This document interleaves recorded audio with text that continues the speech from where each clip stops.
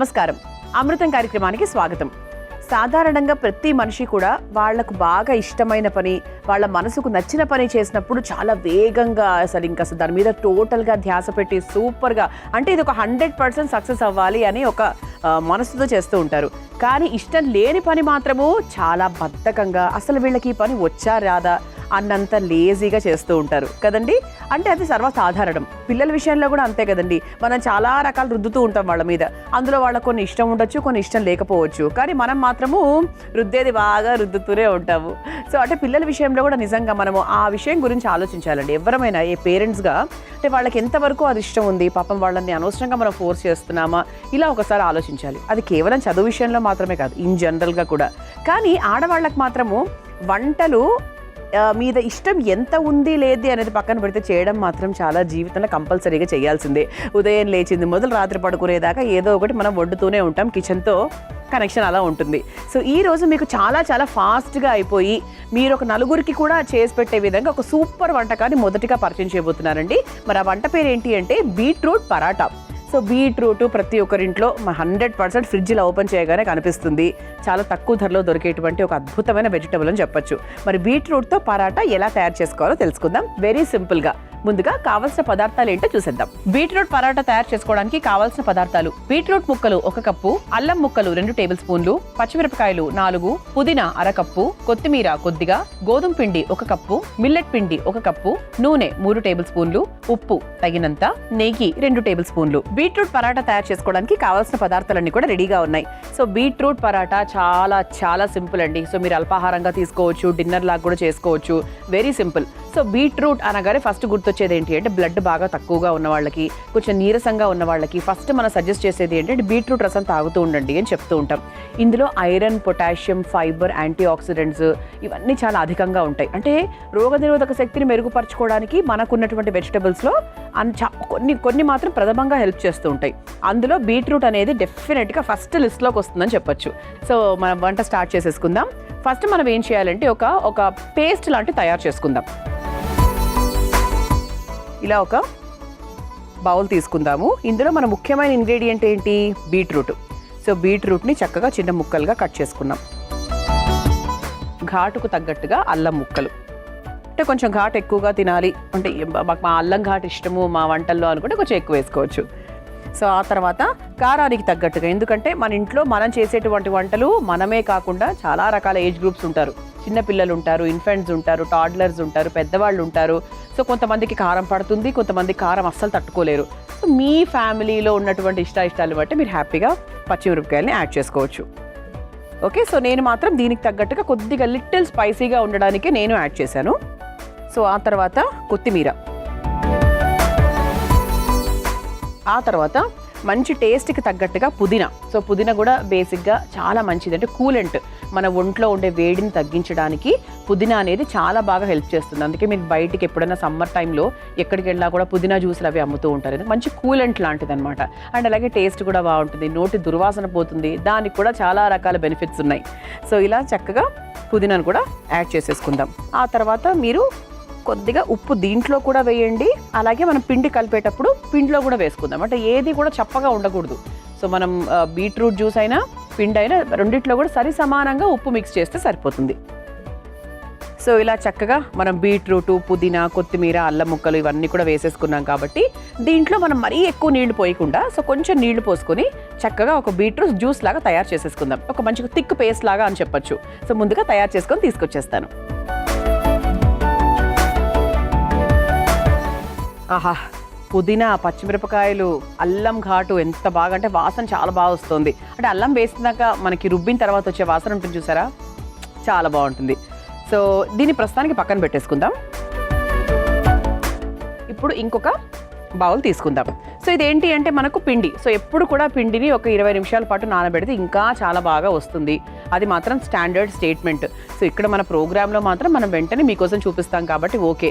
మీరు జనరల్గా ఇంట్లో చేసుకునేటప్పుడు పిండిని మాత్రం ముందుగా తయారు చేసుకొని పెట్టుకోండి. Okay, yes. ఇప్పుడు ఫస్ట్ ఏం చేయాలి అంటే కాస్త గోధుమ పిండి,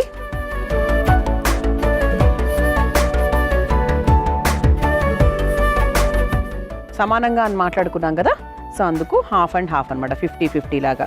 సో సో దానికి తగ్గట్టుగానే మనం 3 స్పూన్ల చిరుధాన్యాల పిండి తీసుకుందాం. సో దీంట్లో కాస్త నూనె కూడా పోసుకుందాం, ఎందుకంటే ఎప్పుడు కూడా ఇటువంటి పిండి, ముఖ్యంగా చిరుధాన్యాల మిల్లెట్ పిండి చేసేటప్పుడు నూనె కంపల్సరీ వేయాలి, లేకపోతే సరిగ్గా రాదు. సో నూనె వేసేసుకున్నాము. అండ్ అలాగే మనం పేస్ట్లో కాస్త ఉప్పు వేసాం, ఇందులో కూడా కాస్త ఉప్పు వేసేసుకుందాం చప్పదనం లేకుండా. ఇప్పుడు ఒక్కసారి దీన్ని మిక్స్ చేసేసుకుందాం ఒక్కసారి. అండ్ దీంట్లో మనం ఎటువంటి నీళ్లు పోయట్లేదు, ఎందుకంటే బీట్రూట్ జ్యూస్ వేస్తున్నాం కాబట్టి. సో ఒకసారి చేతితో ఒకసారి కలిపే ముందు ఇలా కలిపేసుకొని, ఇప్పుడు మన బీట్రూట్ జ్యూస్ తయారు చేసుకున్నాం కదా, దాన్ని క్వాంటిటీకి తగ్గట్టుగా చూసుకొని వేసుకుందాం.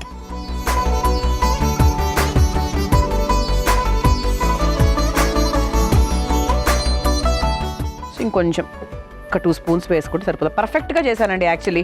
అంటే నేను తీసుకున్న క్వాంటిటీ, నేను కలిపిన క్వాంటిటీ చాలా పర్ఫెక్ట్గా ఉంది.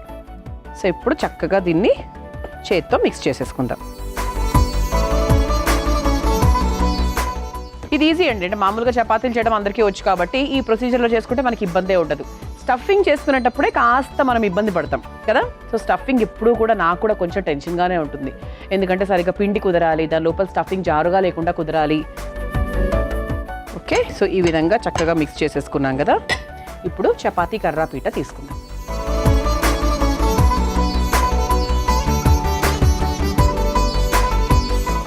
కొంచెం నూనె వేసుకుందాం,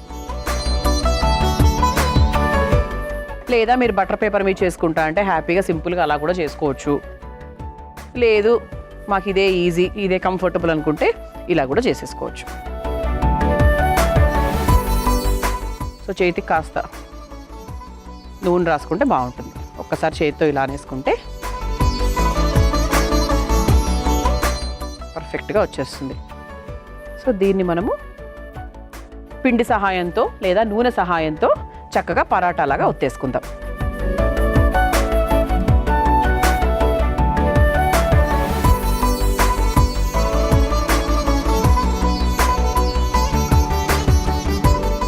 సో ఇలా చక్కగా, అంటే కొంచెం మందంగా మనం పరాటా అనుకున్నాం కదా, సో మరీ పల్చగా అయితే రాదు 100%. సో దీన్ని కొంచెం మనకు పరాటా లాగా లావుగానే చేసుకోవాలన్నమాట.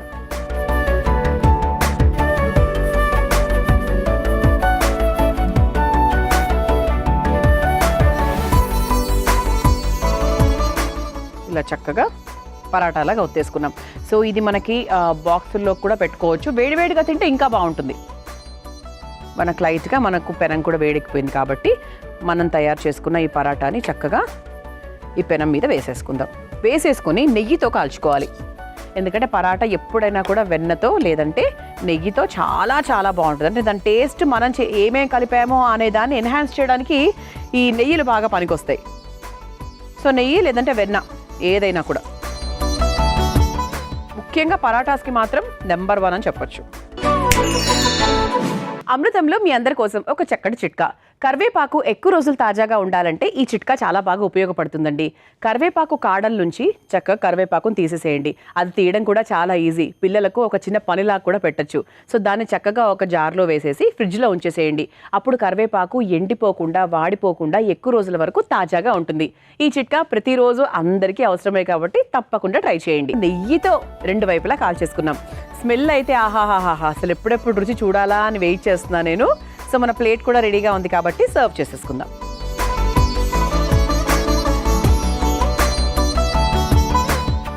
సో బీట్రూట్తో రాగితో ఏది చేసినా కూడా చాలా టేస్టీగా ఉంటుంది. అండ్ దట్టు మనకు చిరుధాన్యాల పిండి ఎంత రుచిగా ఉంటుందో తెలుసా, చెయ్యడమే తెలియని వాళ్ళే చాలామంది ఉన్నారు. వన్స్ మీకు చేయడం అలవాటైంది, ఈ రుచి అలవాటైంది అంటే మాత్రం 100% మీరు ప్రతిరోజు కూడా ఇంక్లూడ్ చేస్తారు ఏదో ఒక రకంగా. సో ఇంత చెప్తున్నాను అంటే ఖచ్చితంగా ట్రై చేయండి. సో బీట్రూట్ పరాటా మీరు తయారు చేసుకోవాలనుకుంటే కావాల్సిన పదార్థాలు, తయారు చేసుకునే విధానం మరొకసారి చూసేయండి. బీట్రూట్ పరాటా తయారు చేసుకోవడానికి కావాల్సిన పదార్థాలు: బీట్రూట్ ముక్కలు 1 కప్పు, అల్లం ముక్కలు 2 టేబుల్ స్పూన్లు, పచ్చిమిరపకాయలు 4, పుదీనా 1/2 కప్పు, కొత్తిమీర కొద్దిగా, గోధుమ పిండి 1 కప్పు, మిల్లెట్ పిండి 1 కప్పు, నూనె 3 టేబుల్ స్పూన్లు, ఉప్పు తగినంత, నెయ్యి 2 టేబుల్ స్పూన్లు. బీట్రూట్ పరాటా తయారు చేసుకునే విధానం: ముందుగా ఒక మిక్సింగ్ బౌల్లో బీట్రూట్ ముక్కలు, అల్లం ముక్కలు, పచ్చిమిర్చి ముక్కలు, కొత్తిమీర, పుదీనా, ఉప్పు ఉప్పు వేసి బాగా పేస్ట్ లాగా రుబ్బుకొని పక్కన పెట్టుకోవాలి. ఇప్పుడు మరో మిక్సింగ్ బౌల్లో గోధుమ పిండి, చిరుధాన్యాల పిండి, కొద్దిగా నూనె, చిటికెడు ఉప్పు వేసి సిద్ధం చేసుకున్న బీట్రూట్ పేస్ట్ మిశ్రమాన్ని ఇందులో వేసి చపాతీ ముద్దలాగా కలుపుకోవాలి. ఆ తర్వాత చపాతీ పీట తీసుకుని కొద్దిగా నూనె రాసుకొని సిద్ధం చేసుకున్న బీట్రూట్ ముద్దను పరాటా లాగా ఒత్తుకొని తవ్వ మీద వేసి రెండు వైపులా నెయ్యితో కాల్చుకొని ఒక సర్వింగ్ ప్లేట్ లోకి తీసుకొని సర్వ్ చేసుకుంటే బీట్రూట్ పరాటా రెడీ.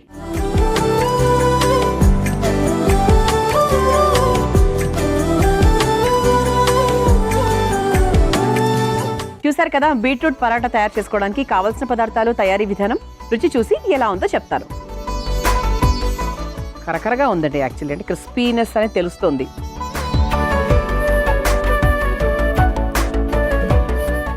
అల్లమే ఫస్ట్ తెలుస్తుంది, పుదీనా కూడా తెలుస్తుంది బాగా. Very nice. కారం కూడా కరెక్ట్గా ఉంది, అంటే మరీ చప్పగా లేదు. నేను చప్పగా చేసుకోవాలనుకోలేదు యాక్చువల్లీ, అందుకే చెప్పాను ఇంతకుముందు నేను కొంచెం కారం కొంచెం పచ్చిమిరపకాయలు ఎక్కువ వేసానని చెప్పి. ఎందుకంటే ఇది చప్పగా ఉంటే అసలు బాగుంటుంది. ఎప్పుడైనా పరాటా అనేది ఒక పిసరు మనకు కాస్త ఆ మసాలా టింజ్ అనేది కనిపించాలి. సో ఇక రెండో వంటలకు వెళ్ళిపోదామా. నేను తయారు చేయబోయే రెండో వంట పేరు పెద్ద చిక్కుడు మసాలా కూర. సో అంటే మామూలుగా మనకు చిన్న చిక్కుడు, పెద్ద చిక్కుడు, ఆ వ్యత్యాసం అందరికీ తెలిసిందే కదా. సో పెద్ద చిక్కుడుతో మసాలా కూర చాలా చాలా టేస్టీగా ఉండబోతుంది. నేర్చేసుకుందాం.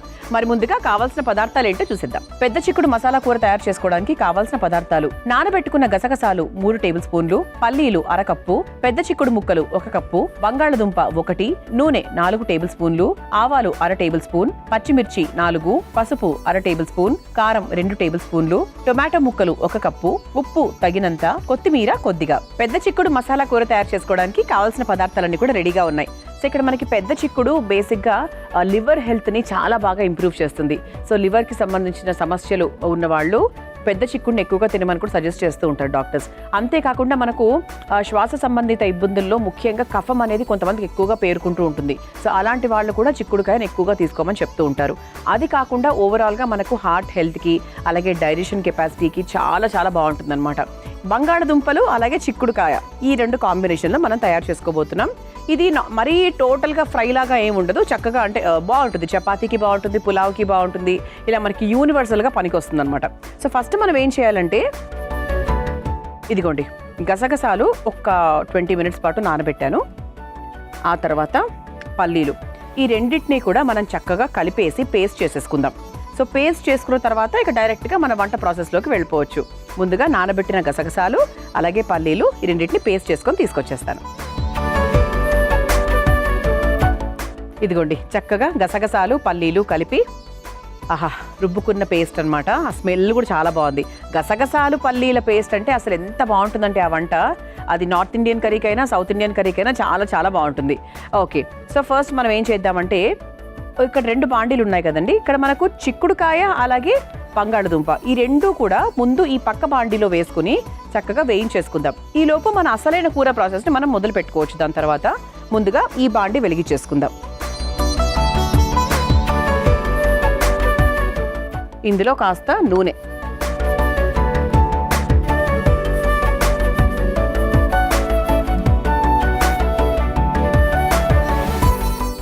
ఎందుకంటే చిక్కుడుకాయలు మనకు కొంచెం పచ్చిగానే ఉన్నాయి కదా, సో అందుకు మనకి కొంచెం టైం పడుతుంది. ఎప్పుడు కూడా చిక్కుడుకాయ ఉడకడానికి కాస్త టైం పడుతుంది.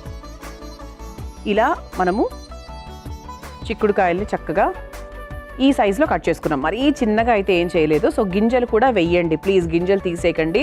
గింజలతో పాటునే కూర తయారు చేసుకోండి, చాలా బాగుంటుంది. మా పిల్లలు తీసి పక్కన పడేస్తారు. ఈ కంప్లైంట్ కూడా 100% ప్రతి ఒక్క మదర్కి ఉంటుంది. కానీ వాళ్లకు తినేలా అలవాటు చేయండి. సో మనమే ముందు తీసేస్తే వాళ్ళు తినరేమో అని, అది కరెక్ట్ కాదేమో కదా. సో అందుకు గింజలతో పాటు వేయండి, ఖచ్చితంగా తినమని చెప్పండి.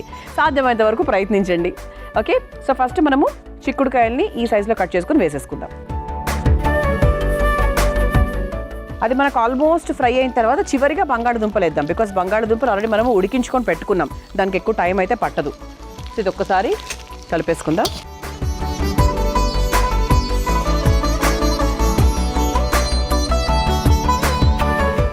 ఇది ఒకవైపు అవుతూ ఉంటుంది కదా, మరోవైపు ఈ బాండి వెలిగించేసుకుందాం. ఇందులో కూడా కాస్త నూనె, అంటే మెయిన్ కూర ప్రాసెస్ మనం ఇందులోనే చేయబోతున్నాం. ఇది ఒక మంచి గ్రేవీ లాగా ఉంటుందండి. అంటే మనకి గసగసాలు పల్లీల పేస్ట్ వేసాం కదా, చాలా బాగుంటుంది, టేస్టీగా ఉంటుంది. గసగసాలతో చాలా మంచి టేస్ట్ యాక్చువల్లీ. సో మీకు ఒక ఏదో హోటల్ కర్రీ తిన్నట్టుగా కూడా ఉండొచ్చు. సో చిక్కుడుకాయ చాలా మంచిదండి. అంటే కొంతమంది ఏంటంటే చేసుకోరు ఎక్కువ, చిక్కుడుకాయలు మా ఇంట్లో ఎవరు తినరండి అది ఇది అంటూ ఉంటారు. కానీ చిక్కుడుకాయ ఎంత టేస్ట్, ఒక పిసర బెల్లం వేసుకుంటే కూడా యాక్చువల్గా చాలా టేస్టీగా ఉంటుంది. కొంచెం మనకు నూనె వేడెక్కిన తర్వాత మామూలుగా మన పోపు ప్రాసెస్ ఉంటుంది కదా, అలా మనం స్టార్ట్ చేసేసుకోవచ్చు. ముందుగా ఆవాలు, సో మధ్యలో ఇది ఒక్కసారి కలుపుతూ ఉన్నాం.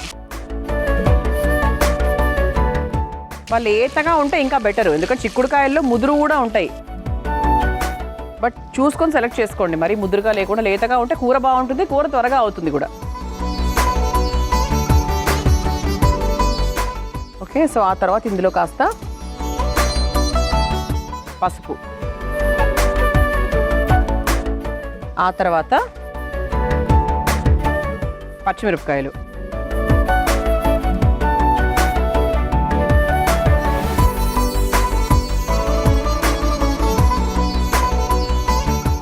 ఆ తర్వాత ఇదిగోండి మనం టొమాటోని చక్కగా చిన్న ముక్కల్లాగా కట్ చేసుకొని పెట్టుకున్నాం. సో గ్రేవీ లాగా మనం తయారు చేసుకోబోతున్నాం కాబట్టి సో టొమాటో అనేది మనకు కంపల్సరీ ఉండాలి.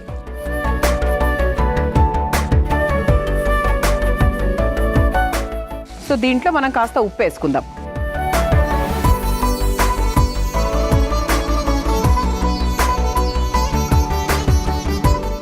ఇక చిక్కుడుకాయలు అయితే నేనేం ప్రస్తుతానికి ఏం వేయలేదు, అవి చాలా లేతగానే ఉన్నాయి కాబట్టి నాకు తెలిసి ఏం అవసరం లేదు. చూసారంటే మనకు రంగు మారింది లైట్గా. ఈ చిక్కుడుకాయలు దాంట్లో కూడా మీరు చూస్తే కనుక లైట్గా రంగు మారింది. ఇంకొక 2-3 మినిట్స్ ఖచ్చితంగా టైం పడుతుంది, ఎందుకంటే మనకి ఇదంతా అవ్వాలి కాబట్టి సరిపోతుంది దానికి టైం. సో ఇది మనం పులావ్ తయారు చేసుకున్న, ఏదైనా బగారా రైస్లోకి వేసుకున్న, ముఖ్యంగా జొన్న రొట్టెలు చపాతీలు మనం రాత్రిపూట తింటూ ఉంటాం కదా, సో అలాంటప్పుడు. తర్వాత బాక్స్లో ప్యాక్ చేసుకునే కూరలు కొన్ని ఉంటాయి, సో అది ఏం కూర వండాలా ఇంట్లో అని ఒక పెద్ద ప్రశ్న. సో ఇలాంటి కూరలు తయారు చేసుకొని తీసుకెళ్ళండి. అంటే మనకు బాక్స్లో పెట్టినా కూడా చప్పగా లేకుండా అలా రుచి తగ్గిపోయినట్టుగా అట్లా ఏం ఉండదు. ఇలాంటి కర్రీస్, ఇలాంటి గ్రేవీస్తో చేసుకుంటే చాలా చాలా టేస్టీగా ఉంటుంది. సో దీంట్లో ఉప్పు వేసేసుకున్నాం కాబట్టి ఒక్క పిసర కారం కూడా వేసేసుకుందాం.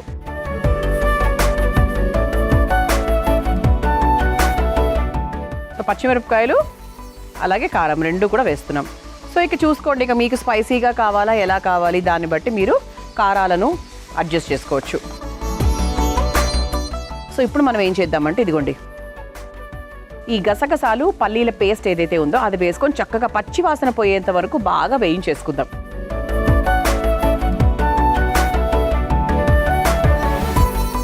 దీంట్లో కొంచెం వాటర్ కూడా యాడ్ చేసుకుందాం.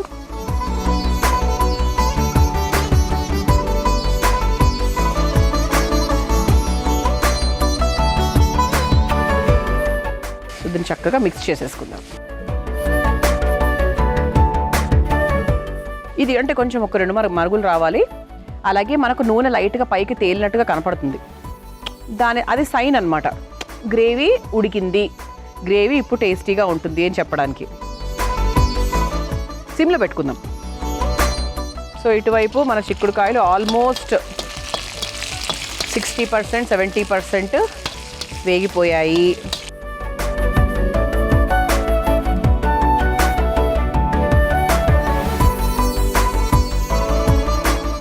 ఇది మొత్తం పూర్తయ్యేలోపు ప్రాపర్గా సెట్ అయిపోతుంది అనమాట. అసలు అంటే తీసుకొని చిక్కుడుకాయలు కూడా ఎంత లేతగా ఉన్నాయో. సో ఇంకొంచెం వాటర్ లైట్గా యాడ్ చేసుకోవాలనిపిస్తుంది నాకు. ఆల్రెడీ మన బంగాళదుంపలు ఇక్కడ చూస్తే కనుక ఇవి కూడా కొద్దిగా మనకు టైం టేకింగ్ కాబట్టి ఒక 1 విజిల్ వరకు ఉడికిచ్చేసామండి, మరీ పిసపిసలాగా అవ్వకుండా.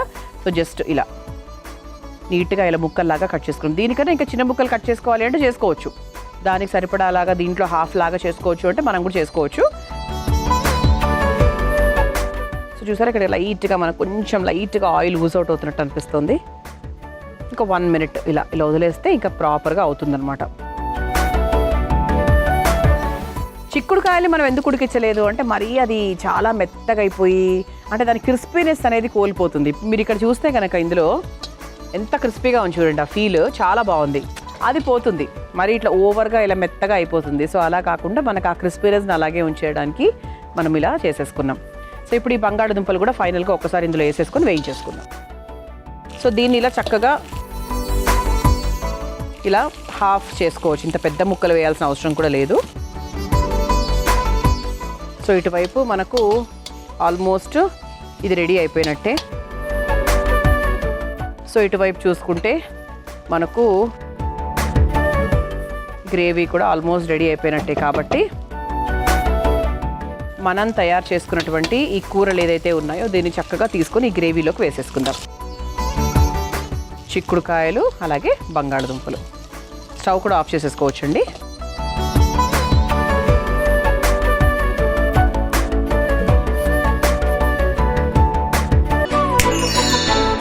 అమృతంలో మీ అందరి కోసం మరో చక్కటి చిట్కా. మనం మామూలుగా మిక్సీ జార్లో మసాలా పౌడర్ తయారు చేసిన తర్వాత ఆ మిక్సీ జార్కి ఆ వాసన అలా పట్టేస్తూ ఉంటుంది. ఆ తర్వాత ఏదైనా వండుకున్నప్పుడు అదే వాసన వచ్చే అవకాశం ఉంటుంది. సో ఈ మిక్సీ జార్లో ఈ మసాలా పొడి వాసన త్వరగా పోవాలి అంటే ఏం చేయాలంటే, మన ఇంట్లో ఎండిపోయిన బ్రెడ్ ముక్కలు ఉంటాయి కదా, సో వాటిని వేసి చక్కగా ఒకసారి మిక్సీ పట్టేసేయండి. అప్పుడు ఆ వాసన ఆ బ్రెడ్ పీల్ చేసుకొని ఆ తర్వాత మనం ఏ ఉపయోగించినా కూడా ఆ మసాలా వాసన రాకుండా ఉంటుంది. ఈ చిట్కా కూడా అందరికీ అవసరమే కదా, ట్రై చేయండి. సో ఇక్కడ మీరు చూస్తే కనుక చిన్నగా మనకి ఇలా ఆయిల్ బయటకు వచ్చినట్టు కనిపిస్తుంది. సో స్మెల్ కూడా చాలా చాలా బాగా వస్తుందండి. సో చివరిగా కాస్త కొత్తిమీర వేసేసుకుందాం. సో చక్కగా చివరిగా కొత్తిమీర వేసేసుకుంటే ఇంకా అసలు ఆ ఫ్లేవరే వేరనమాట. సో స్టవ్ కూడా ఆఫ్ చేసేసుకోవచ్చండి. ఇలా ఒక గుంట గరిటె తీసుకొని లైట్గా ఇలా మిక్స్ చేసేసుకొని సర్వింగ్ బౌల్లోకి తీసేసుకుందాం.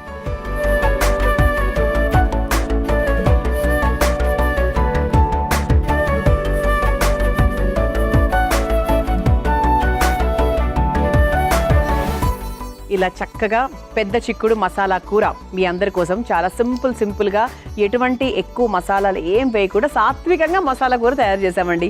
సో మీరు తయారు చేసుకోవాలనుకుంటే కావాల్సిన పదార్థాలు తయారు చేసుకునే విధానం మరొకసారి చూసేయండి. పెద్ద చిక్కుడు మసాలా కూర తయారు చేసుకోవడానికి కావాల్సిన పదార్థాలు: నానబెట్టుకున్న గసగసాలు 3 టేబుల్ స్పూన్లు, పల్లీలు 1/2 కప్పు, పెద్ద చిక్కుడు ముక్కలు 1 కప్పు, బంగాళదుంప 1, నూనె 4 టేబుల్ స్పూన్లు, ఆవాలు 1/2 టేబుల్ స్పూన్, పచ్చిమిర్చి 4, పసుపు 1/2 టేబుల్ స్పూన్, కారం 2 టేబుల్ స్పూన్లు, టొమాటో ముక్కలు 1 కప్పు, ఉప్పు తగినంత, కొత్తిమీర కొద్దిగా. పెద్ద చిక్కుడు మసాలా కూర తయారు చేసుకునే విధానం: ముందుగా నానబెట్టిన గసగసాలు, పల్లీలు మెత్తగా పేస్ట్ చేసుకోవాలి. తర్వాత స్టవ్ వెలిగించి బాండీలో నూనె వేసి వేడయ్యాక చిక్కుడుకాయ ముక్కలు వేసి వేయించుకోవాలి. తర్వాత అందులో బంగాళదుంప ముక్కలు వేసి వేయించుకోవాలి. ఇప్పుడు మరో స్టవ్ వెలిగించి బాండీలో కాస్త నూనె వేసి వేడయ్యాక ఆవాలు, పసుపు, పచ్చిమిర్చి, టొమాటో ముక్కలు, కాస్త ఉప్పు, కారం, మెత్తగా రుబ్బుకున్న గసగసాల పల్లీల పేస్ట్ కూడా వేసి కాస్త నీళ్లు పోసి మగ్గించుకోవాలి. ఆ తర్వాత వేయించుకున్న చిక్కుడుకాయ, బంగాళదుంప ముక్కల్ని కూడా వేసి కలిపి కొద్దిసేపు మగ్గించుకొని చివరిగా కొత్తిమీరను వేసుకొని కలిపి ఒక సర్వింగ్ బౌల్లోకి తీసుకొని సర్వ్ చేసుకుంటే పెద్ద చిక్కుడు మసాలా కూర రెడీ.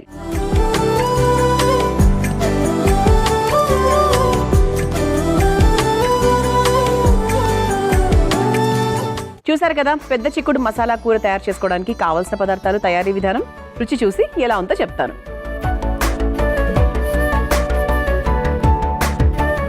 చాలా బాగుంది. ఆహా, కొంచెం ఒక పిసర్ స్పైసీగా ఉంది. నేను అలా కావాలనే చేసుకున్నాను. బాగుందండి. పల్లీల రుచి, గసగసాల రుచి చాలా బాగా తెలుస్తుంది. అఫ్కోర్స్ మనం పూర్తిగా ఇది అలా ముక్కలతో పాటు అంటే చిక్కుడు ముక్కలు వాటన్నిటితో పాటు కలుపుకొని తింటే ఇంకా చాలా బాగుంటుంది.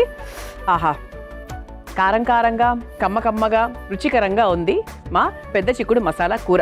మీరు కూడా తప్పకుండా తయారు చేసుకోండి. చూసారు కదా ఇవాల్టి మన అమృతం కార్యక్రమం. రేపటి అమృతంలో మరో 2 చక్కటి వంటకాలతో మళ్ళీ కలుసుకుందాం. అంతవరకు సెలవు, నమస్కారం. ఈ కార్యక్రమాన్ని తిరిగి చూడాలనుకుంటే www.youtube.com/ETV Life Spiritual లో చూడవచ్చు.